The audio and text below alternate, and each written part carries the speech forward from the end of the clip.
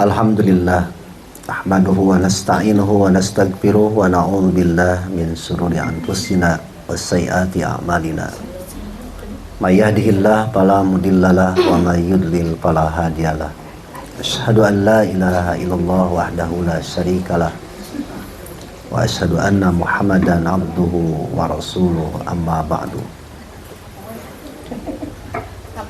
Hadirin ikhwatu iman jamaah Persistri Sabang Bojonggoa Kaler ya kidul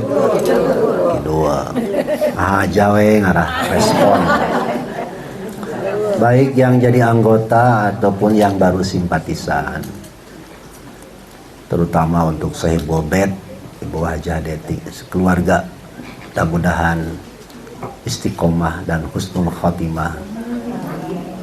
Mudah-mudahan putranya Nak Farhan juga diberikan keturunan yang soleh, dan mudah-mudahan hartanya pun soleh, karena sebaik-baiknya harta yang soleh ada di orang yang soleh.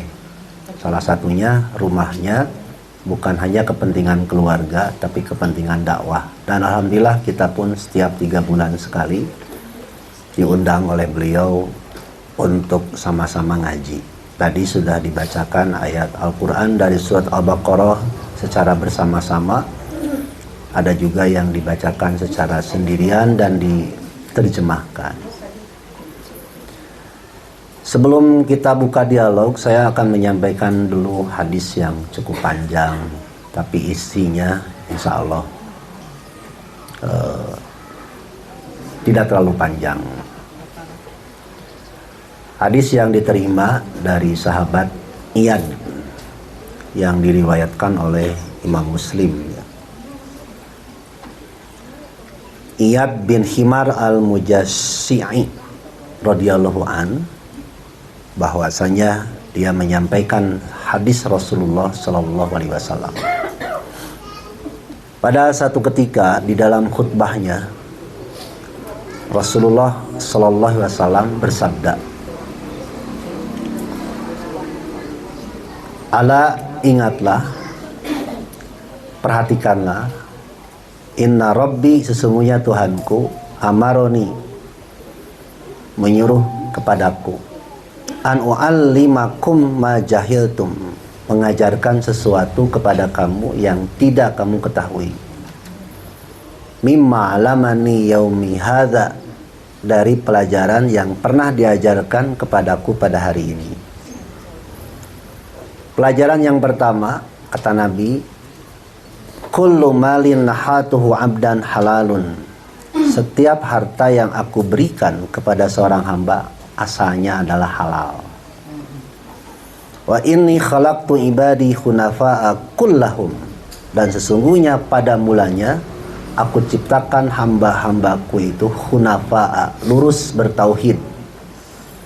Wa innahum atathumus syayatin, kemudian datanglah kepada mereka setan-setan, fajtalathum an dinihim, kemudian memalingkan mereka dari agama, wa harramat alaihim ma ahlatu lahum, kemudian setan itu mengharamkan yang halal, wa amarathum ayusriku bi malam unzil bihi sultanan, dan setan pun menyuruh mereka untuk musyrik tanpa ilmu.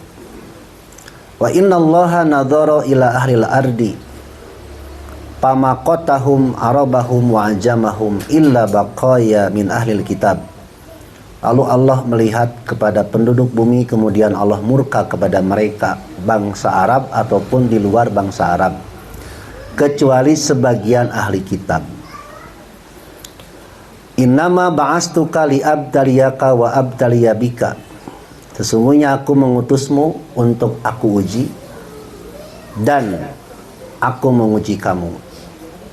Wa anzaltu alaika kitaban la yagsilhuhul ma'u taqra'uhu na'iman wa yaqdan, dan aku menurunkan kepadamu Al-Quran yang tidak akan basah oleh air, yang dibaca ketika tidur dan ketika bangun. Itu aja dulu, karena sisanya masih panjang. Segitu aja dulu, ngarah ke abdi ka dieu deui. panjang Bu karunya kan di dia ya sepuh bisiaya nu tengarti gitu. Kalau almarhum guru saya Al Ustadz Kiai Haji Abdurrahman Allahyarham, bapaknya Bu Haja Erna, kalau menjelaskan itu detail. Tapi katalar ku murid lagi. Ini juga sama, hadis ini disampaikan dulu oleh putranya Ustadz Dedi Rahman di radio. Dan saya pun hafal. Begini ya, intinya. Manusia itu pada asalnya hidup beragama. Beragama itu artinya hidupnya ingin tenang, nyaman. Itu namanya orang yang beragama. Lalu datang setan. Gangguan setan itu datangnya dari setan jin dan setan manusia. Lalu ada yang jadi Yahudi, ada yang jadi Nasrani, ada yang jadi Majusi. Itu disebabkan oleh abawiyah, bisa jadi orang tuanya, bisa jadi lingkungannya, sekolahnya. Gitu ya, Bu ya? Nah, alhamdulillah kalau kita pada hari ini, baik anggota Persisri atau bukan, masih mukmin, masih muslim, beragama. Bahkan pakaiannya pun sudah sempurna. Dari ujung rambut sampai ujung kaki ditutup kecuali wajah dan telapak tangan. Nutup di kaos kaki berarti mu'alaf. Berarti mu'alaf. Atau nini-nini yang sudah tidak ada nafsu kepada laki-laki, diperbolehkan. Nini-nini nugas teu nafsu kalau laki menang. Itu di kaos kaki. Tapi di kaos kaki lebih baik. Hikmahnya adalah supaya rorombeheun aman. Gitu ya Bu ya. Nah, jadi ternyata mengamalkan agama itu yang paling berat adalah di luar pengajian. Makanya kenapa kita ngaji ya, Selasa di Masjid Al-Firdaus Cibaduyut, Jumat di Al-Firdaus Cibaduyut, di masjid-masjid jamaah Persis juga banyak, Persisri banyak. Di sini juga ada 3 gabungan majelis taklim ya, majelis taklim 3 ya, ada 3. Semata-mata pengajian itu untuk bekal supaya tahan uji menghadapi ujian kehidupan. Termasuk yang barusan kita dengar kakaknya Bu Haja Deti, kakak ipar ya, meninggal. Apakah itu ujian, musibah? Dua-duanya. Ujian ya musibah. Kenapa disebut musibah? Karena tidak ada yang suka ditinggal mati sama orang yang dicintai. Tapi suka atau tidak suka harus ditinggal. Dan kita pun akan sama. Disebut ujian karena orangnya orang yang beriman. Biar kuat keyakinan bahwa hakikatnya kita ini, suami kita, anak kita, harta kita hanya amanah, bukan milik. Yang satu saat pasti diambil oleh pemiliknya sejati, yaitu Allah. Itu namanya ujian. Tapi boleh Ibu Teti bersedih selama 3 hari. Setelah 3 hari jangan sedih lagi. Kalau memungkinkan nikah lagi, nikah lagi. Serius, daripada terpuruk. Dan jangan harap memiliki suami yang kedua lebih baik daripada suami yang pertama. Tong ngarap-ngarap hayang sarua ada mau bisa. Tapi kalau mau nikah lagi, nikah aja. Dan sesuatu yang mengingatkan kepada suami boleh diberikan, boleh dipelihara. Jadi Rasulullah mengizinkan menangis atau bersedih hanya 3 hari. Setelah 3 hari move on. Bagaimana caranya? Ngaji, jalan-jalan, healing, tong cicing wae, ngulubut. Tahu ngulubut? Cicing pemikiran yang sudah meninggal. Itu tidak menerima takdir kalau kita terus larut dalam kesedihan. Nah, jadi Ibu Teti nanti ingat beliau doakan. Ada anak nggak? Ada. Nah, anaknya yang pertama dan satu-satunya harus menjaga amal soleh yang dulu diajarkan oleh orang tuanya. Sebab orang yang meninggal itu 3 investasinya: sedekah jariyah, ilmu, dan anak. Yang tidak punya anak, mohon maaf, jangan tersinggung. Itu takdir. Jangan bersedih. Ada 2 investasi lagi, sedekah dan ilmu. Jangan sampai anak tidak punya, suami tidak punya, geus kitu goreng patut, geus kitu belet deh, ya, tidak mau sedekah, wah rugi. Gitu ya. Jadi jangan sampai kita berkecil hati. Banyak sekali jalan untuk beramal soleh. Nah, Ibu Teti harus kuat, harus sabar. Sabar itu tahan uji, tahan banting. Terima dulu. Setelah diterima, berdoa. Allah menakdirkan berjodoh lagi, nikah deh. Tapi tong ngarap-ngarap hoyong juga nukah hiji. Moa mungkin. Lu nyandung wae aya kecenderungan satu. Tidak mungkin yang dipoligami semuanya sama. Pasti aya hiji wae. Kantong ditinggalikeun. Bisa terjadi kecemburuan sosial. Jadi Nabi sendiri, Bu, ketika poligami beres kilir, beliau berdoa, ya Allah, saya sudah berusaha membagi istriku dengan adil. Andai kata saya salah, saya serahkan keputusannya kepadamu. Berat na poligami teh eta, matak abdi teu poligami ge. Mending poli pantai. Bu, tenan naon. Nah, baik, kembali lagi. Khutbah Nabi yang pertama itu adalah manusia itu cenderungnya harus beragama. Hunafa artinya hanif, tenang, lurus, ya, kuat, namanya hanif itu. Tapi setan datang. Dan jangan berdoa kita kepada Allah agar setan mati.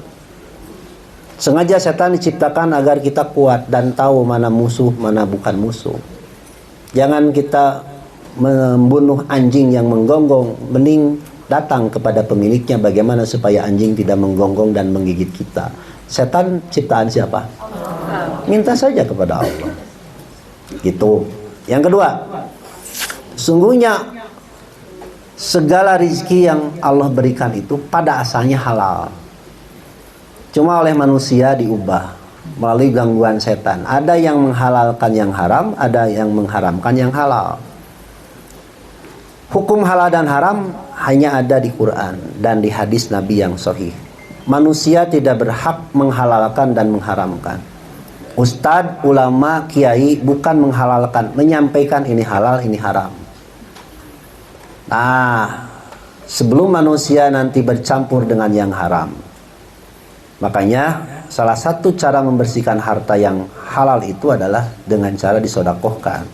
Kalau ternyata masih banyak campuran, maka juga dibersihkan dengan zakat. Zakat itu membersihkan dosa, kemudian mengembangkan. Kayak usaha Bu Deti kan, ada yang jualan murni, ada juga jasa. Pak Agus mungkin jasa atau dagang juga. Kalau dagang wajib zakat. Zakat itu membersihkan. Kalau infak sedekah itu adalah kelebihan untuk jariah. Kalau zakat tidak jadi jariah ya. Sekali keluar dapat pahala. Tapi kalau sedekah kayak sekarang nih, nanti beres ngaji dikasih nasi dus, bok, itu jariah sedekah. Ya, kalau zakat tidak jadi jariah. Nah, orang yang meninggal sedekah jariah, pahalanya mengalir terus. Nah, bapak dan bapak deh, ibu, dalam laki dengan sorangannya abi unggul. Ibu-ibu tong eleh ke Bu Deti. Jangan kalah dengan Bu Deti. Kalau Bu Deti dia salat, saum, bahkan sudah haji, zakat, infak, sedekah, tasbih, tahmid, takbir, kita berlomba. Tong eleh. Memang surga teh nu beunghar gitu, lain. Keur sasaha ge bisa. Jangan minder. Aduh, Ustaz Ansor mah ustad jigana surgana pangluhurna. Cantang tuh. Belum tentu. Semua harus bersemangat, berpeluang untuk meningkatkan amal soleh ya. Jangan ngajinya ngajik jerig. Tong ngajik jerig. Tambah ngaji aja. Datang asal datang aja. Yang kedua ngaji brut, ngobrol. Yang ketiga ngajihar, sare. Lebar. Makanya saya selalu ngagabred ya. Mau ngaji di mana-mana tataroskeun ibu. Yang orang bejong wakidu deh sami. Ngaji abdi mah mulai nunutan kecuali bangke. Eta mah geus takdir. Begitu datang langsung sare. Eta berarti eta bangke hirup. Atau hirup oke geus bau bangkainya. Nah, jangan seperti itu ya. Makanya ciri khas pengajian saya meneruskan gurunya Ustaz Dede Rahman dialog supaya tidak ngantuk. Kalau monolog, ya itulah sebabnya kalau monolog jangan ngantuk. Begitu ya. Nanti ibu silahkan berdialog, mau nanya, mau curhat, tapi tong panjang ting curhat mah. Baik kaitannya dengan agama saja, ya. Kalau curhat mah nantilah di luar ngaji. Gitu. Jadi ibu sekarang bersyukur sekarang masih beragama. Masih sholat, masih ngaji, masih saum, masih menutup aurat. Lihat, mereka ada yang nutup aurat gara-gara nikah. Setelah nikah cerai, kecewa dengan suami, buka. Kan itu kurang ajar namanya ya. Merusak agama. Pantas dalam Al-Quran orang yang murtad dari agama halal darahnya. Kenapa halal darahnya? Sebab dia merusak. Disangkanya Islam itu nggak benar. Disangkanya orang Islam itu nggak benar, makanya halal darahnya. Dan tidak akan ada yang murtad dari agama Islam kecuali orang yang lemah imannya. Makanya ibu kalau melaksanakan perintah Allah itu bukan karena manusia, karena iman. Makanya kita ngaji. Karena kita ngaji, ya. Jadi bukan karena manusia, karena Allah. Kalau karena manusia kita siap kecewa. Kalau ibu ingin tahu Islam benar, jangan dari pemeluknya. Kalau dari pemeluknya nanti ibu kecewa. Kalau ibu ingin melihat persis yang benar, lihat ajarannya, bukan kepada pengurusnya. Kalau lihat pengurusnya, ayah amit-amit. Ayah tuh, ongko pengurus persis tapi goreng patut ayah tuh. Ayah ongko anggota tapi tuh bisa ngaji, tong ningali seetana, ningali ajaranana. Makanya Ustaz Abdul Rahman dulu, menurut riwayat Ajengan Hasan, gurunya, muridnya, dulu manusia itu, orang-orang itu tidak disuruh masuk anggota, ngaji aja dulu. Kalau sudah ngaji pasti masuk, itu kudu dipaksa. Lu mau maksa kudu asup anggota, bari can bisa ngaji, can bisa nanawan kaera. Nah, gitu ya. Jadi kita beragama. Yang kedua, punya harta yang halal, ya. Rumah halal, kendaraan halal, Islamkan. Begitu. Nah sekarang kita buka dialog sampai jam 1.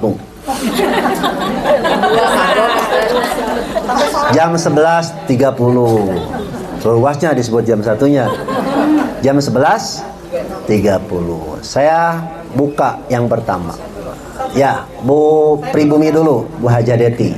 Ya. Ini kemarin tidak ada Ustaz, kemarin itu waktu ada sholat jenazah itu kan sholat jenazah di masjid di dekat sini. Nah ada bapak-bapak yang bilang gini, agak ke belakang aja supaya bisa 4 saf. Apakah itu ada dalilnya? Baik. Itu yang pertama. Kedua aja sekalian ya Ustaz ya. Ya, Terus yang kedua, saya pernah baca bahwa perempuan itu tidak boleh memakai parfum. Tapi di itunya saya lihat tidak boleh memakai parfum jika dia akan berangkat ke masjid gitu. Ya. Bisa dijelaskan kalau tidak berangkat ke masjid bagaimana gitu Ustaz? Baik. Ya, terima kasih. Langsung dulu ya Bu Erna ya. Nanti nyambung biar tidak lupa. Bu, langsung aja saya dulu Ibu ya. Satu-satu ya. Jadi yang dimaksud perbanyaklah saf di dalam sholat jenazah itu. Penuhnya saf itu tergantung orang. Jadi bukan karena safnya tapi karena banyaknya. Saf pertama sudah penuh baru bikin saf kedua. Tapi kalau saf pertama belum penuh isi aja. Hadisnya memang ada disebutkan saf tapi yang dimaksud banyak yang menyolatkan. Misalkan ada 4 orang atau 6 orang dibikin 4 saf kan cilepeng itu. Itu tidak belajar balagoh namanya. Makanya pentingnya ilmu balagoh gini. Disebutkan saf yang dimaksud banyak gitu. Karena memang tengaji gitu dah. Nah ini nih banyak ini. Berapa saf kalau dibikin saf? Banyak. Terus ada orang yang baru 3 orang dibikin 3 jajar, itu bukan 3 saf, baris teman. Itunya. Tuh, yang kedua, parfum perempuan itu kalau menurut Nabi tidak wangi. hanya untuk menutupi bau badan. Pilihlah parfum yang tidak wangi untuk perempuan. Tidak haram, tapi makruh. Kenapa makruh? Sebab dampaknya. Perempuan itu, ibu, jangankan tidak pakai parfum. Jangankan pakai parfum, tidak pakai parfum itu menarik. Untung di dia seserna manula. Kecuali iya. Ji 2 3 ngarorakena ya. Ieu mah alumni Pajagalan unggul apa banget nage. Adik kelas unggul. Ya. Untung saja nama geus kadolot. Jadi abdi tepati kapita.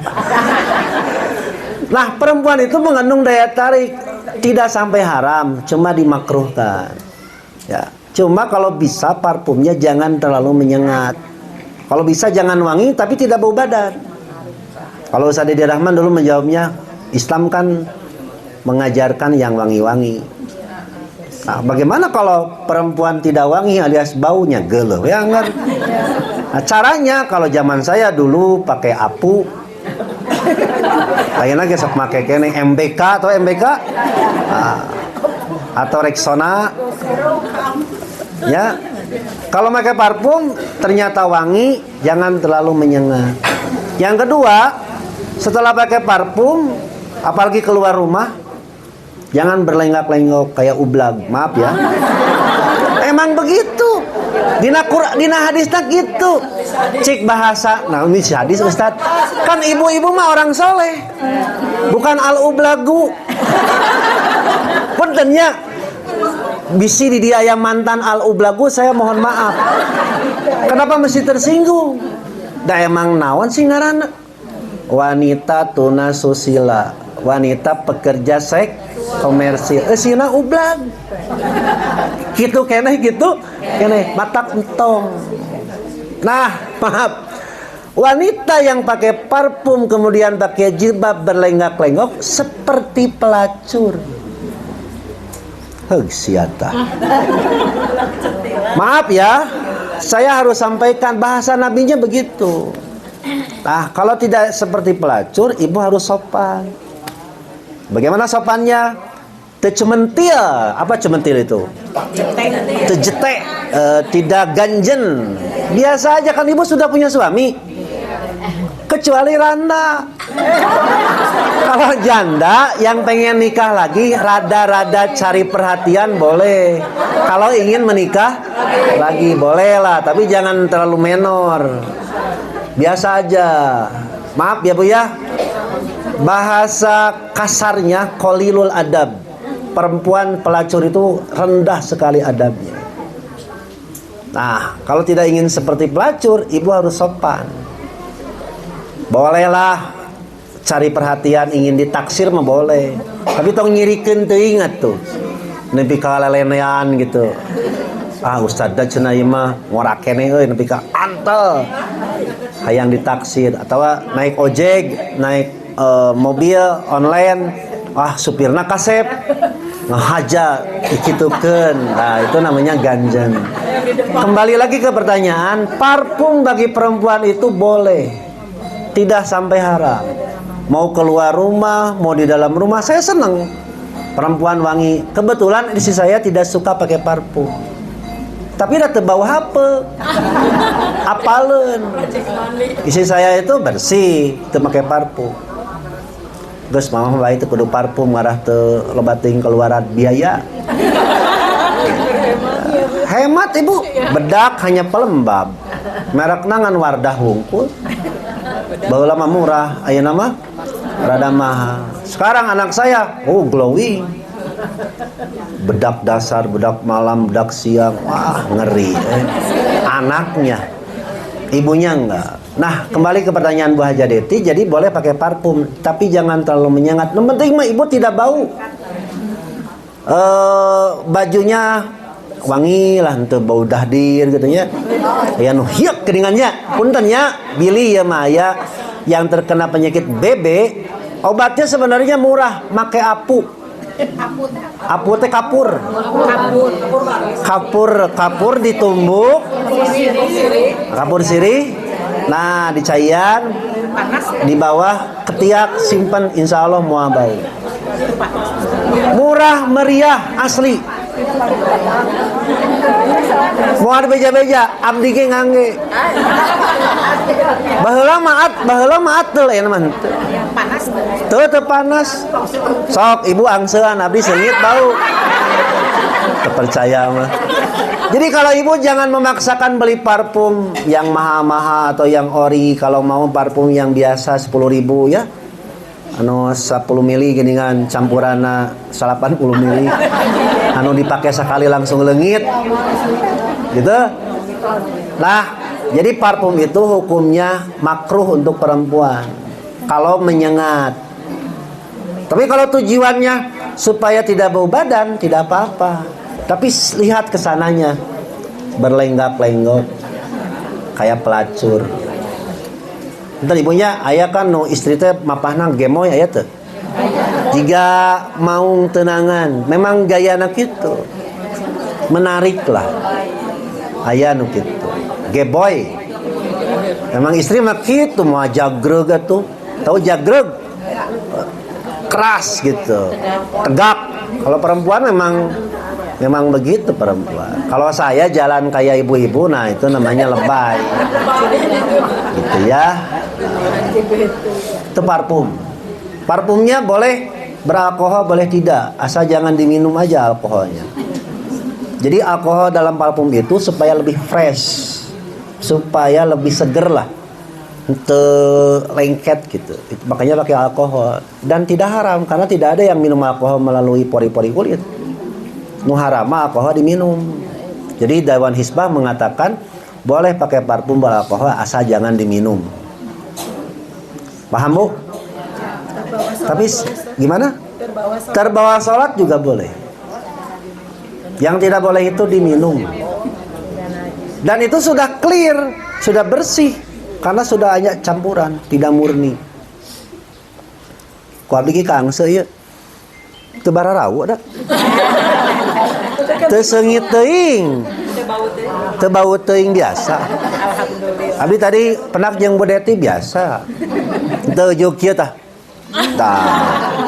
Biasa. Moalnya merenya da teranglah tos aribak. Tos bararesi. Kan sok aya nu kesangan wae. Tah eta ku apu, kapur sirih. Tumbuk pakai air, letakeun we kana handapkeun ketiak. Dicolekeun. Nah, pargi nyeupah atuh kapur sirih teh ya.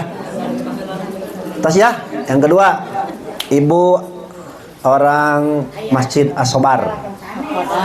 Al-Qadar. So tahu. Bu Lilis ya? Iya. Cok Bu. Mangga. Aya dua pertarosan. Pertama aya nu pada tahajud. Tahajud teh 443. Nah, ketika di adegan pertama yang 4, tos menuju salat di rakaat katilu teh kebelet Ustaz. Kebelet mungkin sanes hoyong puntennya, sanes yang kentut. Tapi kebelet tuh kayak kajangan gitu. Iya, BAB ya. Nah, akhirnya dia merubah niat asana pada 4 rakaat. Jangan tilu atau saya jangankan witir seorang teh dalam niatnya gitu. Jadi merubah niat asana pada 4, terus saya tilu witir heula. Nah, yang sesudah dari kamar mandi nya opat-opat. Dia merujuknya karena ada yang sesudah Isya witir heula. Iya. Jadi ngana kadinya. Apakah itu biasa dibenarkan atau tidak merubah niat? Bukan dua usah dina wudu. Kan wudu teh anu termasuk rukun teh kan membasuh tangan sampai sikut kan ya. Aya hiji informasi nyebatkeun kieu upami harus dari tangan dulu, harus dari telapak tangan, terus dikana sikutkeun gitu. Kalau tidak begitu tidak sah saurna teh. Iya. Nah, berarti kalau tidak sah di wudu otomatis sholat make Teu sah. Semacam itulah sebenarnya. Jadi mencuci tangannya dari Harus dari ini telapak tangan karena sikut. Sampai sikut, ya. Bukan dari sikut. Siap. Telapak tangan. Ya. Nah, apakah yang dilakukan dalam wudu itu lantisna atau caranya? Betul. Gitu. Atau Ustaz?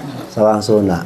Baik, di dalam hadisnya la salata bihadrati ta'am wala yudabimuhul akhbathan. Tidak sempurna sholat apabila sudah lapar dan sudah siap makanan. Dan tidak sempurna sholat orang yang menahan dua lubang. Pengen kentut, pengen kencing, pengen BAB. Ditahan. Akhirnya kebelet. Tidak sempurna sholatnya. Sholat sambil menahan dua angin itu. Kemudian kasusnya bukan lagi menahan ini. Langsung dibatalkan. Tapi merubah niat. Dia sudah salah. Meskipun salat sunat. Kalau mau mengikuti witir dulu 4, kemudian 4 itu harus tidur dulu. Seperti Abu Bakar, witirnya 3 rakaat setelah salat Isya, lalu tidur. Ini kan tidak tidur dulu, langsung 3-4. Tidak ada tahajud 3-4. Makanya kalau sholat itu harus sakinah, tenang. Sesuatu yang mengganggu hilangkan aja dulu.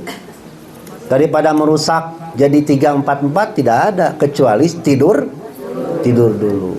Itu ya Bu ya? Boleh. Mending batalkan, ulangi aja dari awal. Ulangi dari awal 4 lagi. Ya. Jangan jadi formasi 3-4. Ini mumpung ingat di satu masjid taraweh kemarin ada yang salah. Harusnya 4, ini 3. Baru 3 tapi dia tetap salam. Sudah di subhanallahan anger tilu.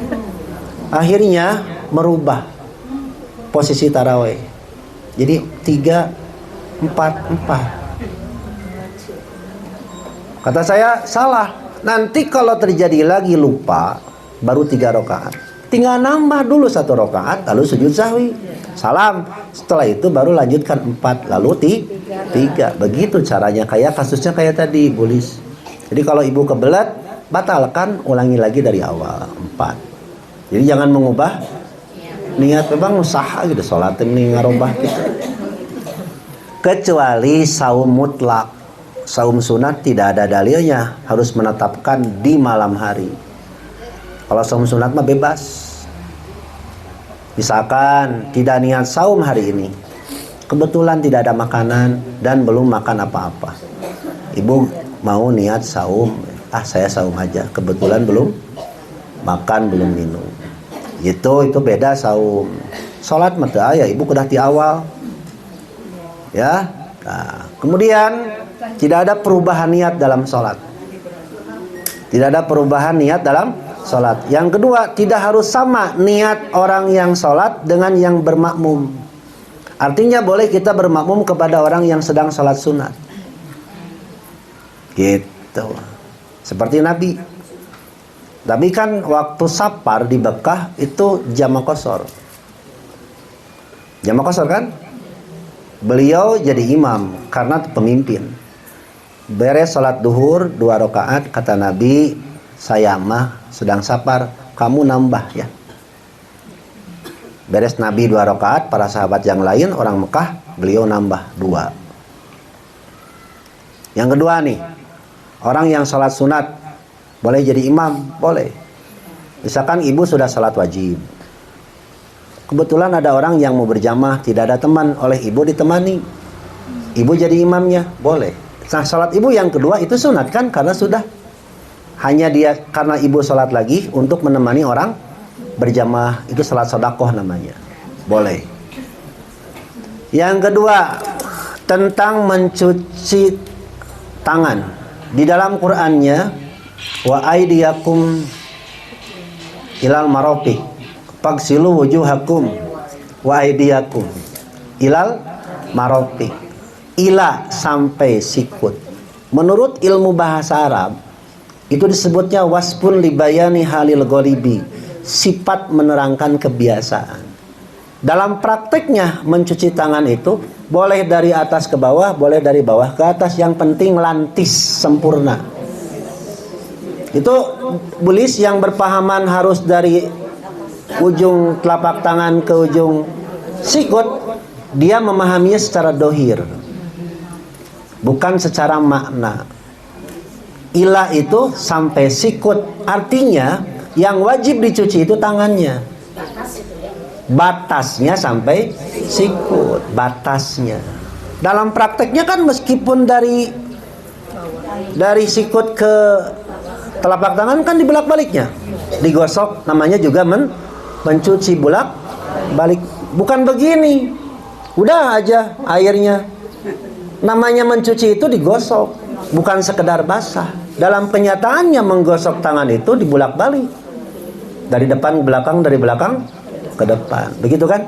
Nah, jadi orang yang mengajarkan atau memahami harus dari telapak tangan sampai sikut, dia bermadhabnya dohiriyah, tidak memahami secara makna. Ya, jadi boleh dua-duanya, boleh dari telapak tangan sampai sikut, tapi digosok jadinya, bukan sekedar basah, awas.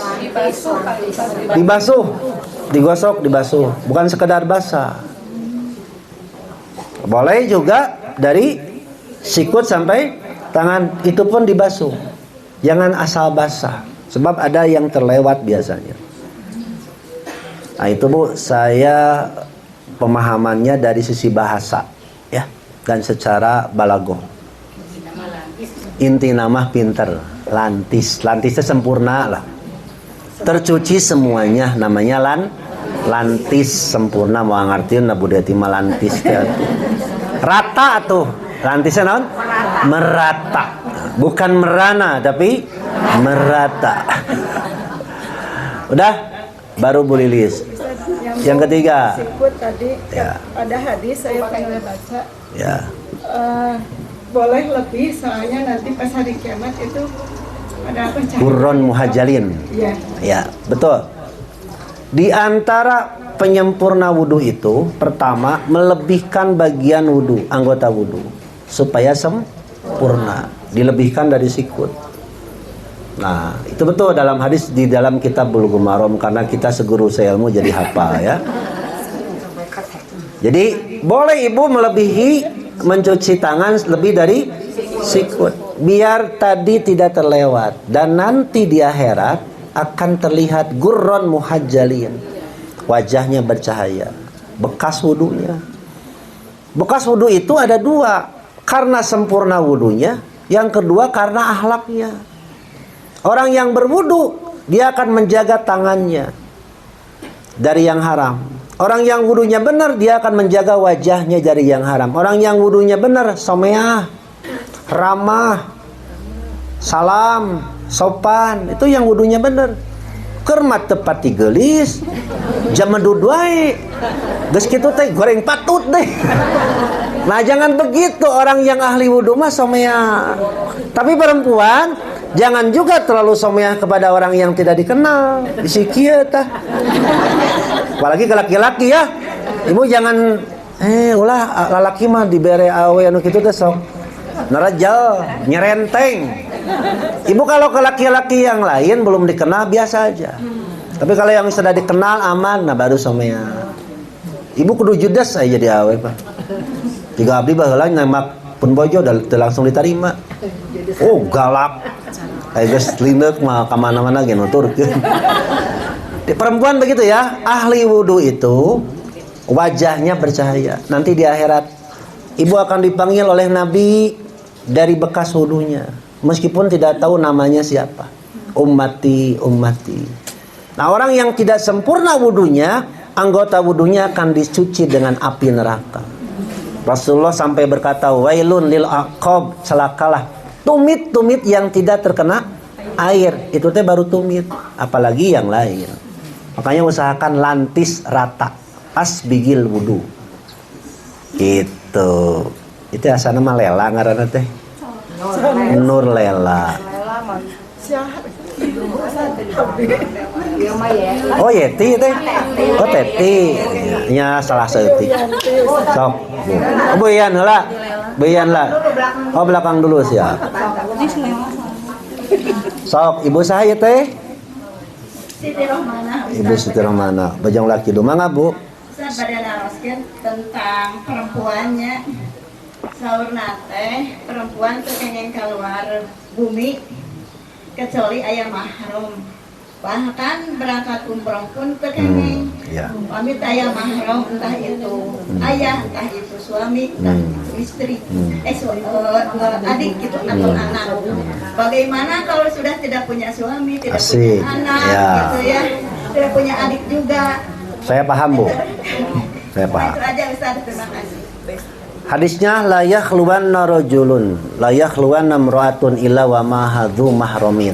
Janganlah seorang perempuan keluar sendirian kecuali bersamanya ada mahram. Baru satu itu. Hadis Bukhari dari Adi bin Hatim. Ya, dulu ada seorang laki-laki yang bertanya tentang keamanan. Kata Rasulullah, latar royanna minal hirah imro'atan. Kamu akan melihat satu hari seorang perempuan dari negeri Hiroh. Negeri Hiroh itu daerah perbatasan antara Mekah dan Madinah.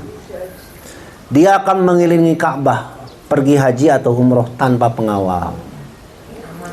Intinya, cekutrana ya. Intinya, mahram itu diperlukan untuk menjaga keamanan. Jadi boleh ibu keluar rumah sendirian, yang penting aman. Yang penting aman. Ibu jangan keluar jam 12 peuting. Rek naon, rek ngaji. Tah eta mah lain wanian, nekat. Itu yang intinya. Kemudian haji dan umroh, carilah travel pembimbing yang amanah. Gitu aja. Dan carilah jamaah juga yang amanah. Jadi aman, yang penting amannya. Jadi hadis itu atau hukum itu al-hukmu yaduru ma'al illah wujudan au adaman. Hukum itu ditetapkan karena ada ilat. Ada ilat, ada hukum. Tidak ada ilat, tidak ada hukum. Wajibnya mahram apabila tidak aman. Ketika sudah aman, tidak wajib lagi. Gitu. Jadi ibu boleh keluar rumah sendirian. Ngan jam 12 penting mah ulah. Komo Bandung ayeuna mah ulah. Udah aman, jangan jam 12. KDM aja sekarang memberikan peraturan anak-anak yang sekolah jam 9 ya harus sudah ngampi. Apa ngampi? Masuk rumah karena sudah tahu tidak aman. Jadi perempuan, ibu ya, ibu nih sedang ada dalam masa idah nih, Ibu Teti. Boleh keluar rumah. Kan ada yang beranggapan 40 hari tidak boleh keluar rumah atau stres. Mikiran, waduh, keluar muka dicadar, misalkan karena malu sebagai janda, nggak usah, keluar aja ke warung, asal aman. Cuma nanti supaya aman, tentu jangan memperlihatkan sesuatu yang akan menarik kejahatan. Make emas di kadieu tah, yo cincin, make gelang, wah kabeh, terus HP di kieu-kieu kejahatan itu karena ada kesempatan ya. Nah, ibu jangan mancing-mancing deh. Biasa aja berpenampilannya biasa. Tong mancing-mancing mending kada kaciri kuleuheut tapi beunghar. Daripada loba gaya tapi sangsara. Sederhana aja lah, sederhana. Tahu ibu? Sok kaya orang berada tapi balangsak sebenarnya. Itu namanya yang penting kaya biar balangsak. Biasa-biasa we, Bu. Ya. Gimana ditembong-tembong. Ibu ka dieu. Bakat hayang katingali naon. Emasna nepi ka dieu. Ibu ka dieu. Dikieukeun dah. Aya lempang teh cicing. Dah hayang genggena katingali. Gengge tahu Bu Deti, gengge itu gelang kaki. Gelang kaki. Balangsak itu sengsara. Jadi orang itu sebenarnya dia sengsara, cuma gayanya aja kayak orang kaya. Bari jeung nanginjeum deui. Minjem cenah saya mau ke undangan, minjem tas, minjem emas. Itu dalam bahasa Sunda namanya adean ku kuda beureum. Dia bangga dengan harta orang lain. Mending saya nawe. Daripada sok gaya tapi balangsak ya. Naon balangsak teh? Sengsara. Biar beken asal keren. Dalam kenyataan biar malarat asal beken. Biar sengsara asal beken. Ada lagi? Tadi teh? Siapa? Ibu ya, yang ibu mana lah, Bu Teti dulu, Ibu Yayan dulu. Oh, Bu Ning heula, siap Bu Ning. Jadi Bu Yayan yang menentukan, Bu Erna ya, bukan saya. Siap Bu Ning. Bu Ning.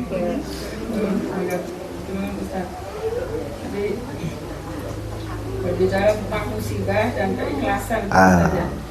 Itu sangat Tipis. untuk di karena ini menyangkut hati gitu. Betul, betul. Dikatakan sudah ikhlas tapi gerempos deh, Iya. keluar air mata lagi, tak itu. Sehingga ini coba Ustadz untuk ikhlas yang seperti apa sih yang bisa dikatakan ikhlas itulah sebagai kaitan Iya. dengan adanya musibah itu satu. Betul, betul. Yang kedua, sholat jenazah. Sholat jenazah itu apakah ada keutamaan kalau di masjid? Satu lagi Ustaz, berjamaah untuk wanita, utamanya itu di saf yang paling belakang. Betul. Ketika kita ikut berjamaah, sudah di belakang diusir, kita keluar juga diusir lagi, supaya di posisinya samping dirinya Ustaz. Ya. Kalau seperti itu bagaimana ya Ustaz? Apakah kita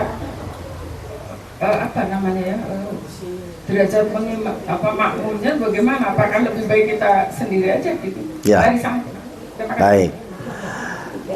Ke yang sekian kalinya ya, Bening, saya sampaikan, memang tidak sama hati seseorang itu. Apalagi kehilangan belahan jiwa, belahan hati, belahan jantung lah. Karena saya belum merasakan ditinggal itu. Istri saya masih ada. Nggak tahu kalau istri saya meninggal ya, atau istri saya kehilangan saya. Cuma yang jelas perasaan seseorang itu beda-beda. Cuma kalau kita seolah-olah terus saja melumut, seolah-olah tidak menerima takdir. Tapi kalau sekedar ingat lalu nangis, itu tidak berdosa. Manusiawi, ingat lagi karena maklum atau jasanya gede. Seperti Nabi ingat wae kepada Khadijah. Ya, kenapa ingat terus kepada Khadijah? Karena Khadijah lah wanita pertama yang memberikan hartanya, seluruh hartanya untuk Nabi dalam berdakwah. Sehingga oleh Aisyah sering terdengar Rasulullah itu menyebut-nyebut Khadijah. Nah, Ibu Ning juga sama, Ibu Teti juga sama, namanya juga kepada suami lah, harus ingat. Nah, apakah itu kalau kita nangis, ingat nangis, apakah ikhlas? Ikhlas. Cuma jangan sampai menyalahkan Allah. Oh ya Allah, ini tega-tega teuing abdi teu keur butuh-butuh nah ku salaki teh deui cokot deui. Taulah kitu. Relakan saja. Dan nanti kalau ibu menikah lagi, tolong, karena kita bukan orang Arab, jangan disebut-sebut. Salaki saya dulu mah ya, nggak saya kamu. Jangan begitu. Jangan bandingkan. Kalau nikah lagi, kalau nggak nikah lagi, ibu ingat nangis, ikhlas itu ikhlas. Itu mah wajar lah. Karena hanya ibu yang tahu, kan saya mah tidak tahu.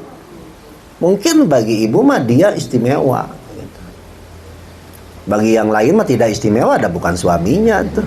Ya. Baik, Buning begitu ya. Jadi ibu kalau ingat suami ibu nangis, itu wajar, namanya juga manusia. Cuma jangan sampai menyalahkan Allah, ya. Apalagi merobek-robek baju. Meratap itu yang tidak boleh niyahah, ya, meratap. Yang kedua, salat jenazah. Salat jenazah itu apakah ada keutamaan di masjid? Tidak ada, justru keutamaan salat sunat itu di rumah. Afdolus salatil mar'i fi baitihi ilal maktubah. Seutama-utama salat itu seseorang di rumah, kecuali yang wajib bagi laki-laki. Cuma karena rumah kita sempit, akhirnya dibawa ke masjid biar banyak yang menyolatkan. Bukan karena masjidnya, karena banyak yang menyolatkan, itu saja alasannya. Kenapa kita membawa jenazahnya ke masjid? Kebetulan rumahnya sempit. Kalau saya nih nanti kalau meninggal, mudah-mudahan, kan saya punya pesantren Pejagalan. Nanti biasanya di Pejagalan dulu itu sudah biasa itu, karena banyak santri. Nah, itu yang disebut jariah. Ramana Bu Hajairna, guru besarna. Wah, puluhan tahun. Ya, terus saya ngalir kalau Salim Rahman. Belum kepada yang mewakafkannya, belum kepada gurunya. Atake ulah sok malas gitu ya. Malas ngaji, malas berjamaah, biar banyak yang menyolatkan. Buktinya kan butuh. Bu Deti mohon doanya, Ibu Teti mohon doanya. Ternyata orang itu ketika masih hidup, apalagi sudah meninggal, yang dibutuhkan apa? Doa. Tong nganggap enteng urusan doa itu ya. Yang terakhir, saf perempuan ada di belakang laki-laki. Maksudnya begitu. Bukan paling belakang. Kalau ternyata safnya cuma satu saf, ya udah di belakang laki-laki. Kalau lebih baik mundur lagi, enggak, saya balik atuh. Jangan sampai jadi mepet kemana? Ke pinggir, keluar. Jadi yang sebaik-baiknya saf perempuan itu di belakang siapa? Laki-laki. Itu maksudnya Bu. Ya, Bu Ning ya. Jadi ibu nanti sholat di Al-Firdaus besok Selasa atau di masjid mana saja. Lihat kondisinya. Ternyata safnya nih penuh laki-laki, kita menghindar. Agak belakang gitu. Ternyata cukup, udah aja di situ, jangan keluar atau mau akadengnya nanti tidak akan kedengaran imam ya di luar mah. Nah, untuk perempuan tadi karena amannya di rumah, tapi ternyata tidak aman ya di rumah tidak aman, dasieun mending kemana? Mending ke masjid. Kalau aman ke masjidnya ya aman, kalau tidak aman jangan. Mau kemana ibu? Mau sholat isya, jauh masjid nagedei. Aduh lah. Nah perempuan itu sebaik-baiknya sholat di mana? Di rumah. Wa buyutuhunna khairul lahunna, tetapi kata Nabi jangan dilarang kalau istri kamu mau ke masjid. Artinya dampingi. Berbicara ganjaran, gede mana ganjarannya perempuan sholat di rumah dan di masjid? Tong ngomong ganjaran. Itu mah urusan Allah. Kata Nabi sebaik-baiknya sholat perempuan di mana? Coba pakai logika. Sebaik-baiknya perempuan sholatnya di rumah. Ganjarannya gede di mana? Di rumah. Kecuali kalau mau ngaji. Bu Ning mau ngaji besok subuh umpamanya. Dah kalau sholat di rumah nanti kesiangan. Telat, sadang sorte on time atuh. Jam 10, setengah 10. Kalau pada subuh, saya tidak biasa terlambat. Mun terlambat teh era. Ya, udah capek-capek menyediakan ustadzna kemana? Di jalan. Pada ama di imah keneh. Itu ustadz yang komersil. Saya nggak biasa Bu. Ustadz Sodikin dulu ya, kalau ngaji on time, tepat waktu. Nusa kaberangan mah ya mungkin karena banyak gangguan lah. Macet mah eta mah alasan klasik. Alasan klasik. Nah, balik lagi kepada ibu. Ibu itu sholatnya lebih baik di rumah di masjid? Di rumah. Tapi kalau mau ke masjid boleh? Berbicara ganjaran gede di mana? Di rumah. Itu. Ustaz, ya. Kalau nambahin tadi yang sholat jenazah tadi itu kalau berkali-kali tidak apa-apa. Ya. Nabi pernah menyolatkan jenazah Hamzah lebih dari satu kali. Karena ada perasaan atau hubungan emosional yang sangat beda ya. Hamzah itu singa Allah, paman Nabi yang membela Nabi dan ajaran Islam. Dan dia sangat tersayat sekali. Nah ibu, kalau Hamzah Nabi bertemu dengan Wahsy yang membunuhnya, padahal dia budak disuruh oleh Hindun. Nabi suka tidak kuat, ingat terus kepada kejadian itu. Makanya Wahsy itu jangan terlalu sering bertemu dengan saya. Ingat kepada Hamzah. Itu tingkat Nabi loh. Nah, Hamzah ketika meninggal disolatkan beberapa kali. Ibu boleh sholat jenazah lebih dari satu kali? Boleh. Tapi jangan sengaja mencari jenazah. Mau kemana Bu? Mau sholat jenazah. Siapa yang meninggal? Rek neangan sugan aya nu maot nanaonan. Misalkan ibu nanti suaminya meninggal, kelompok pertama sudah menyolatkan, datang lagi kelompok yang kedua ikut lagi. Gitu caranya. Bukan beres sholat lagi, beres sholat lagi, gabung. Begitu caranya ya. Dan alhamdulillah kalau di Persatuan Islam, di Persistri atau Persis, itu kalau ada orang yang meninggal, segera dimandikan, dikafani, disolatkan. Mau banyak, mau sedikit, kan ada nanti kalau kedua, ketiga, keempat. Kan di sebagian yang lain mah ada yang meninggal teh bukan sholat, ngariung, ngobrol, maca yasin, lain sarolat. Itu karena libodoihim, karena ketidaktahuan gitu. Tengaji lah, kayak penting ngaji itu. Ada lagi? Sok. Oh iya ya, kuning. Yang tadi itu sholat ketika kita dalam perjalanan. Saya lupa tadi sampaikan. Sholat dalam perjalanan. Nah, terus pas persis dia sholat ada berjamaah. Nah, kita itu posisinya tuh jadi disuruh minggir-minggir. Akhirnya nyamping gitu. Ada seperti posisi seperti Al-Firdaus itu ada kosong di sana di samping. Nah, kalau seperti itu kita apakah tetap berjamaah atau kita misah gitu, karena bukan di belakangnya tapi akhirnya di samping. Oh, di taman ya. Ya. Yang jelas tidak boleh sejajar dengan saf laki-laki aja. Oh, ya. Kalau masih sejajar dengan perempuan nggak masalah meskipun di luar. Asal bisa mengikuti berjamaah, kedengaran, kelihatan. Jadi kita ngambil sholat sendiri aja kalau begitu. Kalau sampai sendirian, mending sholat munfarid.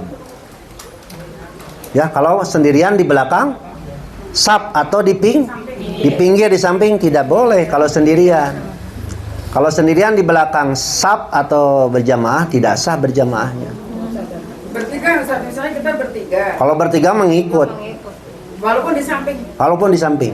Asal di belakang laki-laki. Nah, nggak bisa. Kalau seperti di Al-Firdaus tetap sejajar itu, Ustaz. Oh, akhirnya sejajar dengan saf laki-laki. Lebih baik ibu sendiri aja. Jadi kia Bu Erna, masjidnya kia nih penuh. Ternyata di sampingnya kosong. Nah, ibu sholatnya di piring, itu sejajar kan dengan laki. Nah, itu yang tidak boleh. Kalau terpisah ruangan nggak masalah. Kalau di Seperti di Al-Firdaus itu, Ustaz. Kan itu iya, kalau di ada Al-Firdaus seperti itu Jadi, bisa begini. itu ke samping, tapi tetap lurusan dengan laki-laki. Nah, itu apakah sedih? Ya, kalau ingin cari aman supaya dianggap tidak sejajar dengan laki-laki, ibu mending misah aja. Bikin saf baru aja. Sendiri aja. Sendiri itu bertiga, tiga sendiri. Bertiga. Itu jangan mau sendiri ya tuh. Jadi maksudnya saf sendiri gitu. Berjamaah sendiri. Berjamaah sendiri. Oke. Tidak ikut ke imam yang di dalam masjid. Betul, tidak ngikut imam yang ada di masjid. Bu Yayan? Oh, sok bungkom. Bu Yuyu. Oh, mau pulang. Tarik wae lo, tarik. Tentang wudhu, Ustaz ya. Apakah setiap wudhu harus kumur-kumur dan menghisap air ke hidung? Itu wudhu satu. Dan kedua, saat mencuci kaki, haruskah ya kita kan mencuci jari-jari kaki ya itu Wa khalil bainal asabi'i. Di sela-sela. Baik. ada biasanya banjir-banjir. Siap, paham. Dalam Al-Maidah ayat ke-6, anggota wudhu yang wajib dicuci itu hanya 3. Tangan, wajah, kaki. Anggota wudhu yang wajib disapu, diusap hanya kepala dan telinga. Ya, disebutkan kepala, dalam prakteknya telinga pun diusap. Untuk kesempurnaan wudhu, Nabi mengajarkan wa khalil bainal asabi. Selatilah jari-jarinya. Usahakan ya, sela-sela jari itu dicuci. Itu sebagai kesempurnaan saja. Menghirup air ke hidung dan berkumur-kumur meskipun hukumnya sunat, lakukan. Hukumnya sunat. Kenapa sunat? Di Quran tidak ada. Di Quran itu hanya mencuci wajah, tangan, kaki dan mengusap kepala. Itu yang wajibnya. Sisanya di dalam hadis itu sunat. Tapi kata Nabi, laksanakan. Kecuali sedang saum. Kalau sedang saum, jangan berlebihan menghirup air ke hidung. Wa balik bil istinsak illa antakuna so'iman. Kebetulan tadi pas dibaca. Ya. Jadi ibu termasuk jari kaki digosok sela-selanya ya. Tapi tong lila teuing atuh. Wah, itu batur ngantri kieu we lila. Jadi lama gitu ya. Nah, jangan begitu.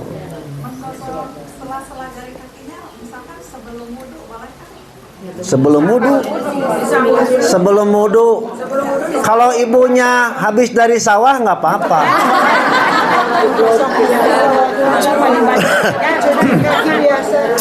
Pokoknya kieu lah. Ah, dah awe teh kitu hungkul teh. Jadi kalau wudu di sela-sela kaki tetap pas wudu. Kalau sebelum wudu mah tidak diperintah. Tapi boleh, silahkan. Biasanya tos di sawah gitu. Bener, di luar skenario. Ya, Beyan. Sok Beyan. Ditinggal ku putrinya. Heeh, sarua jeung Buning. Ya, sama dengan Buning Beyan itu. Sedih terus ditinggal mati oleh anak. Kalau Buning sama suami. Enggak apa-apa, Bu. Cuma kan dunia ini masih berputar. Ya, dunia masih berputar, ibu harus bergerak. Bagaimana caranya supaya tidak sedih terus? Jalan-jalan. Healing gitu. Alihkan perhatian. Dan mau mungkin anak ibu kembali lagi ya. Kayak suami Bu Teti ya. Nggak mungkin kembali lagi. Suami Bu Ning juga tidak akan kembali lagi. Wah, komo ieu ka putranya. Putra. Istri teh gitu. Hari Bu Haji Erna sok emot wae ka apa? Oh, kan tenan. Ya. Bu Nina Patarsum.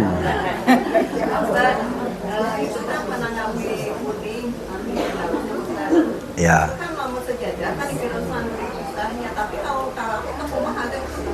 Gimana Bu Nina?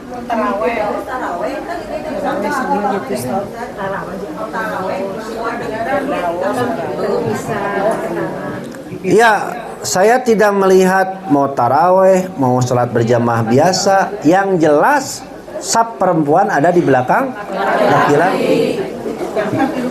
Harus diubah ke DKM-nya. Nanti besok subuh saya sampaikan, insya Allah. Samping itu Pak Ustaz, pertanyaan yang tadi yang Al-Baqarah 261. Di situ kan disebutkan Allah melipat gandakan ganjaran bagi siapa yang dia kehendaki dan Allah Maha Luas karunia-Nya bagi Maha Mengetahui. Yang saya tanyakan Pak Ustaz, yang dia kehendaki itu karena si orang itu memberi menapahkan hartanya, atau karena orang beramal atau takwa, atau karena rahmat Allah. Itu satu. Terus yang kedua besok tenanawan ada jam 1 beres tadi. Itu apakah ada doa khusus kita menghadapi orang tua yang sudah pikun gitu? Oh ya. Pak Ustaz, itu aja Pak Ustaz. Jadi gini ya Bu, rizki itu sedikit atau banyak namanya takdir. Takdir itu artinya batasan. Cuma nanti dalam bahasa Quran yaqdiru lima yasha. Ada yang diluaskan sesuai takdir Allah, ada yang dibatasi sesuai takdir Allah. Itu mah urusan Allah.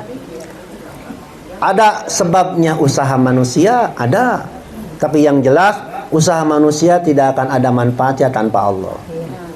Cuma yang jelas dalam hadis riwayat Tirmidzi, dunia ini untuk 4 orang. Diberi harta, diberi ilmu, soleh. Ada yang diberi ilmu, tidak diberi harta, soleh. Ada yang diberi harta, tidak diberi ilmu. Itu orang yang rugi. Ada yang terakhir, tidak diberi harta, tidak diberi ilmu. Ngalamun salaput hulu. Maksudnya, sudah bodoh, miskin lagi. Itu rugi. Nah, kalau kita sudah berusaha dikasih oleh Allah, ya terima. Bu Deti ditakdirkan suaminya kerja, punya perusahaan. Bu Deti juga punya perusahaan. Anak dengan hiji tunggal Farhan. Itulah takdir Allah. Tekudu sirik. Tidak perlu kita iri. Nanya abi teh jiga Bu Deti. Kalau ngomong gitu dah eta mah takdir. Bagaimana supaya kita bisa menikmati harta orang lain? Kita tidak perlu bayar pajak rumah ini kan. Ibu mikiran pajak tuh ke listrik tuh bisa calik di dia tuang ke Ayah meren. Ayah insya Allah apa? Dibungkus. Kan kebagian. Rezekinya dititipkan ke Bu Deti, kita juga kebagian. Kebetulan Bu Deti bawa mobil. Kebetulan Bu Deti kersoleh. Nawaran ke ibu teh. Ibu ayo sareng jeung abdi. Ngantong wapoy nungguan yang dijemput. Gitu ya. Jadi Bu Dina, harta itu takdir, rizki itu takdir. Itu mah pemberian Allah. Ya. Jadi sedikit atau banyak kumaha, kalau tugas kita mah berusaha aja. Ada yang barokah, barokah itu bisa banyak, bisa sedikit. Kebarokahan seseorang bukan diukur dari jumlah, tapi manfaat. Demi kebaikan. Kalau harta banyak tidak bermanfaat, contoh kursi ada beberapa pasang, tidak pernah diduduki, tidak barokah. Baju beberapa setel tidak pernah dipakai, tidak barokah. Siapa? Mobil beberapa biji, beberapa buah mobil nggak pernah dipakai, tidak barokah. Barokah itu adalah bermanfaat. Harta kita yang sesungguhnya dipakai, dimakan, diminum, dan disedekahkan. Itu harta kita. Ibu punya baju, punya kendaraan, tidak pernah dipakai, tidak barokah namanya. Barokah mah kita.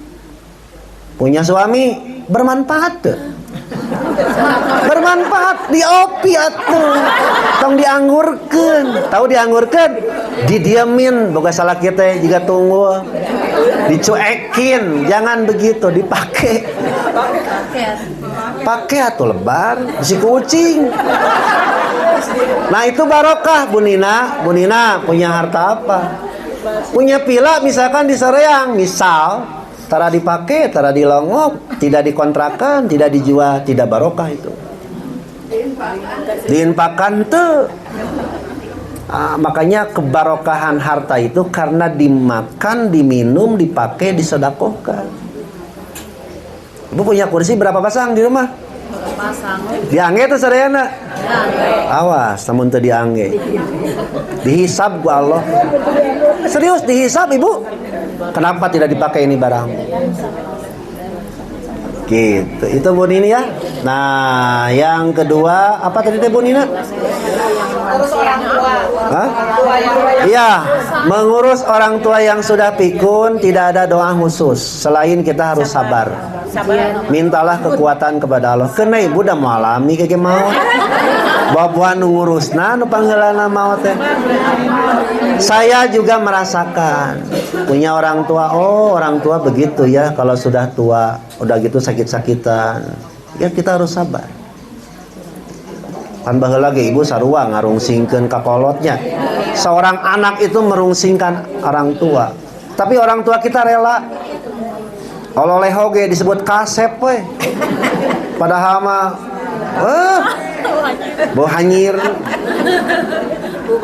Cacingeun oge, si raja diusapan padahal cacingeun. Ya, itu orang tua rela demi anak. Kurupuk oge kan can bisa nyebut kurupuk kuyupuk. Orang tua ridho dicadel-cadelnya demi anak. Sekarang anak ngurus orang tua harus ridho. Pisurgaeun tong diengrin. Tahu diengrin? Kasih racun biar cepat. Wah, itu dosa besar. Ustaz, gelas-gelas hiasan kumaha? Nah, gimana? Ya gelas-gelas piring gitu kan banyak. Bagaimana kalau perhiasan? Gelas itu ada gelas untuk diminum, ada gelas deleh namanya. Tahu gelas deleh? Gelas untuk dilihat. Itu perhiasan. Dihisab oleh Allah. Kenapa? Bagaimana caranya? Cuma Ibu gini aja lah. Kalau memang gelas itu gelas hiasan, silahkan dipajang. Tapi kalau sudah tidak ada manfaatnya, kasihkan. Ibu masih merasa manfaat dengan gelas itu? Manfaat. Bagi seseorang tidak. Gitu. Ya. Ada lagi? Kok, Bu. Ibu siapa? Bungkom dulu. Ya, oh ini orang Persistri ya. Asli ya? Asli Persistri ya. Ketua ya? Sok Bungkom. Ada dua pertanyaan. Ya. Yang pertama, adakah sholat Jumat adakah sholat duhur bagi yang diwajibkan sholat Jumat, misalnya dalam bepergian, safar, tidak menemukan masjid? Yang Duhur. kedua, di surat An-Nisa ayat 79 itu bunyinya ma asobaka min hasanatin famin Allah wa ma asobaka min sayyi'atin famin nafsi. Iya. Nah, mohon dijelaskan Ustaz. Baik. Salat duhur bagi yang tidak terkena kewajiban Jumat. Ya. Bagi yang terkena kewajiban Jumat, ketika sedang safar sudah mencari masjid Jumatan tapi tidak ditemukan, salat berjamaah juga tidak mungkin sendirian kan, akhirnya dia sholat duhur. Itu kan dikecualikan kan, karena tidak ada. Sedang safar kebetulan kan, versi sekarang berfatwanya boleh tidak Jumatan, tetapi tetap Dewan Hizbah pun menekankan usahakan dulu, tetap itu mengusahakan sholat Jumat. Andai kata sudah berusaha ternyata tidak ada, barulah kita kembali ke duhur dan asar di jamak kosor. Cara kosornya tinggal meringkas 4 jadi 2 kecuali maghrib. Jadi Nur Hasanah tadi bertanya bagaimana cara mengkosor sholat, tinggal motong dari 4 jadi 2. Tapi Ustaz, kalau banyakan itu bisa mengadakan Jumatan. Nah kalau banyakan bisa mengadakan Jumat, laksanakan. Tidak di masjid. Tapi nggak di masjid, sebab sholat Jumat tidak wajib di masjid. Karena Nabi pertama kali sholat Jumat bukan di masjid, di pasir. Pasir teh semacam lembah, ya. Duaan itu termasuk berjamaah, meskipun hanya berdua. Ada khutbah dong. Kalau hanya sholat bukan Jumatan namanya. Khutbah nama kieu atau coba saya deding membahala. Mudah-mudahan perjalanan orang sing salamat. Khutbah teh. Khutbah kedua, mudah-mudahan orang baralik ge salamet. Atau begini pula cara khutbahnya, terangkan bismillah atau al-fatihah, bebas, nggak usah panjang-panjang, yang penting masa menggugurkan kewajiban, begitu. Lalu masuk kepada musibah. Musibah ada 2. Ada musibah yang disebabkan oleh diri kita sendiri, ada musibah yang di luar kemampuan. Ada orang yang tidak naik kapal karena takut matinya terkena kapal, aya kapal lagrag ninggang kamanehanana. Takdir ya? Siapa yang tahu ada kapal yang mau jatuh, ya kan? Nah, cuma kalau kita sengaja nih ke jalan raya, tidak lihat kanan, lihat kiri, samping kanan, samping kiri, tidak melihat lampu, ujung-ujung nyebrang, nyerenteng, katabrak, gara-gara maneh teman, cek Allah teh. Jadi musibah itu ada 2, ada keteledoran kita, ada di luar kemampuan. Nah, makanya Ibu siapa tadi? Bungkom, saya dapat nasihat dari guru saya itu, kalau urusan takdir jangan terlalu dalam, bisi tenggelam. Akhirnya kita akhirnya menyalahkan Allah. Menyalahkan Allah ya, nggak boleh. Kita sudah berusaha hidup sehat, makan teratur, tidur teratur, anggar gering, leres deh. Nah, gitu. Itu sudah tahu diri, sudah tua, jangan terlalu banyak ini. Ngajakeun itu gara-gara sendiri. Itu maksud dari ayat itu, Bu. Tapi pada akhirnya setiap musibah dan ujian adalah takdir. Takdir itu ada yang baku, ada yang berubah. Ibu jadi perempuan bisa berubah jadi laki-laki. Ditinggal mati anak, suami, takdir bukan? Takdir, musibah, ujian. Musibah dan ujian bagi yang beriman. Dan kedua, jadi penggugur dosa. Bisakah yang mati dihidupkan lagi? Bisa, tapi engke di hari kebangkitan. Kalau sekarang nggak bisa. Bagaimana cara menyikapi takdir yang tidak berubah? Doakan. doakeun we tos we. Ceurik teh naon, ceurik deui keun. Sapopo wae kitu ceurik 24 jam ceurik we. Itu kalau nangis seperti itu, larut dalam kesedihan berarti dia tidak menerima takdir. Dalam bahasa Bu Ning mah tidak ikhlas. Jadi kalau ingat sesekali nangis wajar. Tapi rek nangis wae gitu 24 jam. Asa teu kudu lebay. Gimana Bu Yan? Doa khusus enggak ada. Udah aja, ya Allah, mudah-mudahan anak saya diampuni dosanya. Titik. Karena yang meninggal itu hanya satu yang dibutuhkan, ampunan. Teu butuhna naon teu. Butuh dihampura dosa ama diterima. Kenging Ustaz ngadoakeun nganggo salat jenazah, pek ari kurang puas mah tuh. Allahumma ighfirlahu warhamhu wa'afihi wa'fu anhu. Tuluy ya Allahumma ighfir li hayyina wa mayyitina. Geus salat jenazah sekalian atuh. Nah itulah perasaan. Makanya Nabi Ibrahim mengajarkan doa, Rabbana ighfirli wali walidayya walil mu'minina. Nah itu untuk orang lain. Termasuk untuk anak kita sendiri. Untuk suami Bu Ning enggak usah disebutkan Pak Asep, misalkan namanya Pak Asep, Pak Sulandri, Suwandi, pokoknya nama eta we. Tong disebutkeun kitu naon? Waerna ngadoakeun Sarah Abdurrahman teu kedah disebutkeun. Apa cacat teu kudu. Da Allah mah terangkeun. Ya Allah kadenya eta Asepna Asep Hidayat. Lain Asep Sulaiman ulah pahili, taulah kitu. Ke Sulaiman mana? Sulaiman Nabi lain. Ngomong dikitu di heureuyan. Makanya tidak ada penyebutan nama dalam doa.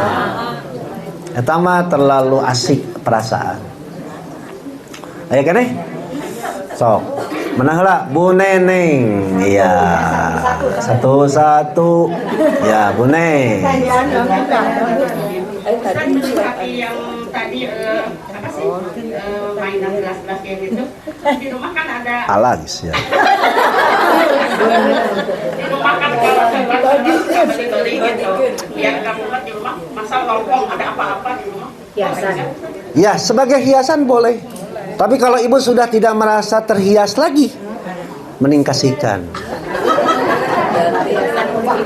Itu mah ada nilai estetika ya, seni seseorang, nggak masalah Bu. Cuma nanti oleh Allah ditanya, kenapa kamu beli itu? Nanti jawab aja oleh Bu Neneng dan ibu ini, siapa ini? Bu jawab di hadapan, ya Allah saya mah senangnya hiasan. Oh batur memboro-boro meli hiasan kedah harga hese, kan gitunya. Nah, jadi intinya jangan berlebihan aja. Kulu wasrobu, makan minumlah termasuk berhiaslah, wala tusrifu, jangan berlebihan. Gitu. Silakan Bu Neng kalau memang senang ya. Kebetulan saya mah biasa-biasa. Ayah bapak-bapak juga awewe ayah. Ayah ngan jarang gitu. Istri Ustad itu. Kumboje mah biasa. Acuk. Ayah. Terus dipasikeuna. Tiap tahun setiap yang baru dikeluarkan. Dah kitu-kitu ge meureunnan sok ngadengikeun ceramah salakina meureun. Apa lagi? Bu Ida ya. Apa Bu Neneng, Bu Ida apa? Takdir itu kan ada dua Pak Ustadz. Apa saja yang bisa dirubah takdir? Takdir yang berubah itu satu, penyakit. Penyakit bisa sembuh? Bisa. Bukan tidak ada obat, cuma ada yang organ tubuhnya masih normal bisa menyerap obat. Ada juga organ tubuhnya yang sudah rusak sehingga obat tidak berpengaruh. Itu takdir. Usaha rugi oleh Bu Deti dipelajari. Oh, ada kesalahan nih, human error. Kesalahannya di sini. Kemudian diperbaiki. Itu takdir. Takdir lapar bukan? Lapar takdir bukan? Takdir. Caranya makan. Lapar. Dahar henteu. Leres teh? Lah itu namanya cilepeng namanya itu. Curhat itu mah. Lapar. Nah, ibu ya, maaf ya orang ngerian saya tinggal nurutan. kesepian ya Allah, kesepian ya Allah. Kawin atuh. Takdir itu. Gitu takdir teh Bu Ida, ada yang berubah, ada yang tidak bisa berubah. Contoh, takdir kita ditinggal mati. Tidak bisa berubah, harus hidup lagi. Tapi bisa berubah, cari lagi. Laras tuh. Nasib itu bagian. Nasib itu bagian dari takdir. Bagian takdir orang itu ada yang gede, ada yang kecil, ada yang banyak, ada yang sedikit. Itu nasib. Nasib. Oh, takdir. Wah, ya mah curhat ya mah. Apakah selingkuh takdir? Bagaimana kalau suami selingkuh tinggalkan? Kawin deui, tidak akan bisa berubah. Kecuali kalau suaminya dapat hidayah. Tapi kalau sudah diusahakan setahun, ditunggu sabar 2 tahun masih kena gitu jajan, mending poligami. Mainnya poligami bukan selingkuh. Maaf, poligami bukan selingkuh. Itu mah halal. Yang disebut selingkuh mah zina, lacur, selingkuh namanya. Kalau poligami bukan selingkuh, halal. Cuma teu wajib. Tapi kan ngawajibkeun kan ke ibu mau datang deui. Ya. Jadi poligami itu tidak wajib. Sapuguh alasannya. Selingkuh takdir bukan? Takdir. Bisa berubah? Bisa. Piceun anu kitu. Ganti deh ibu salakina. Nah, jodoh takdir bukan? Ada yang sekali, ada yang 2 kali, ada yang ditinggal mati, ada yang cerai. Ada yang dipoligami, itu pun takdir jodoh. Jadi ibu matak urusan takdir mah ulah jero teuing. Bising ke percaya Allah. Aya keneh? Jadi Bu Ida apa?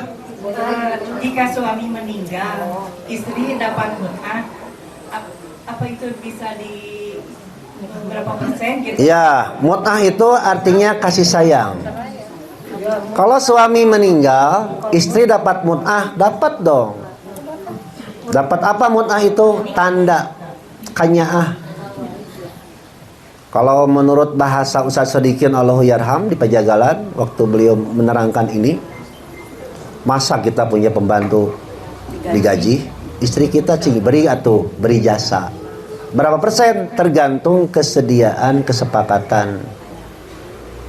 Bisa 40, 60, bisa 50, 50. Kalau saya sudah berpesan kepada istri saya dan anak, nanti kalau saya meninggal, mama dari rumah ini ada setengah. Dari setengah itu nambah lagi 1/8. Jadi 2 kali. Kasihan Bu perempuan, nyawakna ruksak, usaha ruksakna. Ya kusa laki. Ya capek ngurus rumah, sudah gitu tidak dikasih apa-apa, kasihan. Wajib loh menapahi, merupahi, memberi pakaian. Wajib itu hukumnya. Jangan mau ibu dinikah tanpa dirumahi. Cenah penting mah status sosial. Hasem. Jangan mau ya ibu nikah. Bagaimana Ustaz kalau sudah tua? Wajib dirumahi. Asal ada ibu mah sudah punya rumah sendiri. Awas tuh. Suami yang pintar mah nanti bisa jahat. Hok, ibu gitu siap dinikah sama bapak asal imahan gitu. Bikin perjanjian ya. Jadi sekali lagi, istri yang ditinggal mati sama suami wajib diberi jasa. Wajib diberi jasa. Jasanya berapa persen? Tergantung kesediaan dan kesepakatan, kemampuan. Gitunya. Karunya tuh ibu sing nyaraah ka istri teh. Juga teh lalaki hungkul. Cacaroge. Gimana Bu Ida? Itu teh kesepakatan dengan anak atau gimana? Ya dengan anak. Kalau masih ada anak, kalau tidak ada anak, itu mah bebas. Kuma ibu dan ibu. Kalau punya anak, saya kemarin kebetulan bagi waris di Panghegar. Anaknya ada 2, anak sambungnya 2, yang satu murtad, yang satu masih ada. Mas, adek, ini ibu sambung kamu. Dia berjasa menikah dengan bapakmu 10 tahun. Peninggalan bapakmu ini. Mau berapa persen nih ngasih jasa kepada ibu sambung kamu? Oh ya Ustaz, mau kamu ngurus bapak kamu waktu sakit? Siapa yang ngurus bapak? Kan ibu. Meskipun ibu sambung. Ini istri yang sah dari bapak kamu. Kasih jasa. Oh ya Ustaz. Gitu. Nah, setelah dikasih jasa, tambah lagi 1/8. Itu seorang istri atau suami atau anak yang soleh. Saya sebelum bagi waris begitu.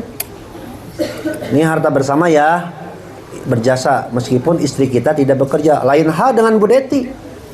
Bu Deti mah kerja, punya perusahaan sendiri. Wah, ngeunah Pak Agus. Mun Ibu Deti maut menang warisan. Tapi untung ada anak ya. Ibu juga harus rela kalau harta kita diberikan kepada suami ketika kita meninggal. Tongkoret. Kan begitu ya? Iya mah abdi mah terang-terangan ya kasohi bobet. Tapi dah untung punya anak. Wah, geus harta Bu Deti boh harta Pak Agus salamet. Aya Parhan, ka Parhan kabeh. Ya.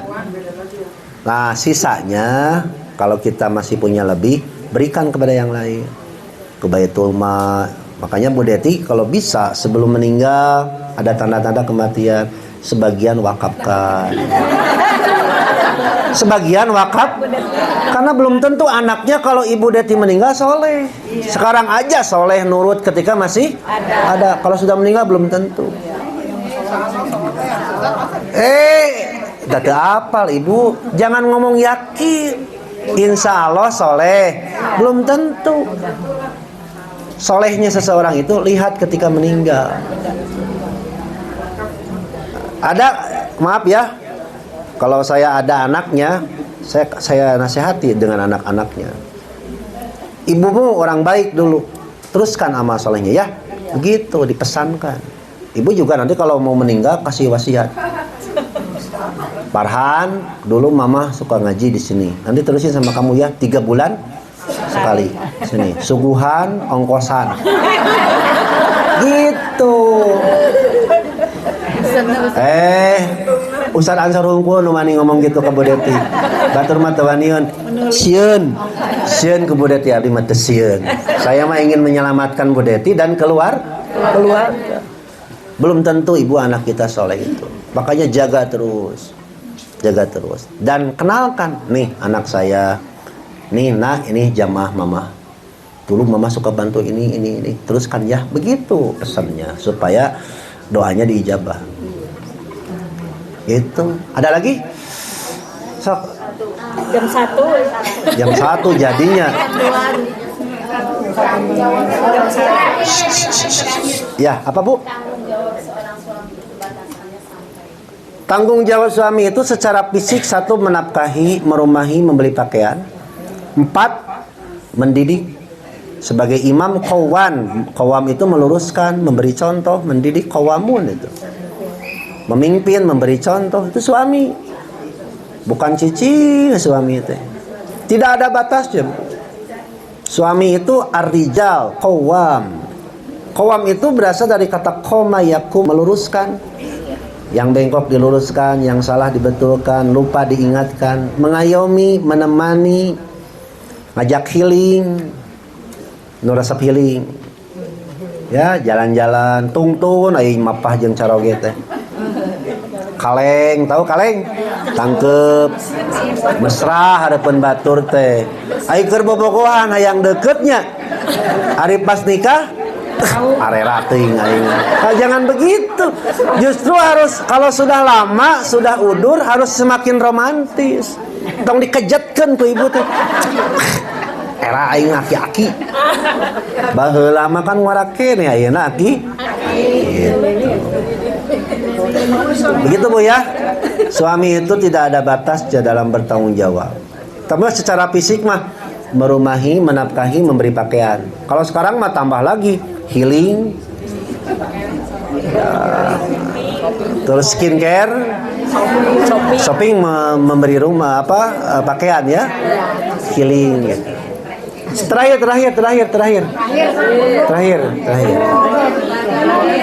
Terakhir dalam jadwal setengah 12, sekarang 3 menit lagi. laki-laki yang tidak pergi ke masjid itu kan termasuk laki-laki yang munafik ya. Terus perempuan kan sebaiknya sholatnya di rumah. Bagaimana kalau ngajak si suami berjamaah di rumah, apa itu bagus atau? Sholat laki-laki di rumah itu sah, cuma lebih utama di masjid. Cuma ditekankannya di masjid, tapi tidak wajib. Sesekali suami mengimami istri di rumah, silahkan. Sesekali ya, sesekali. Atau yang kedua, boleh 2 kali. Kebetulan masjidnya dekat.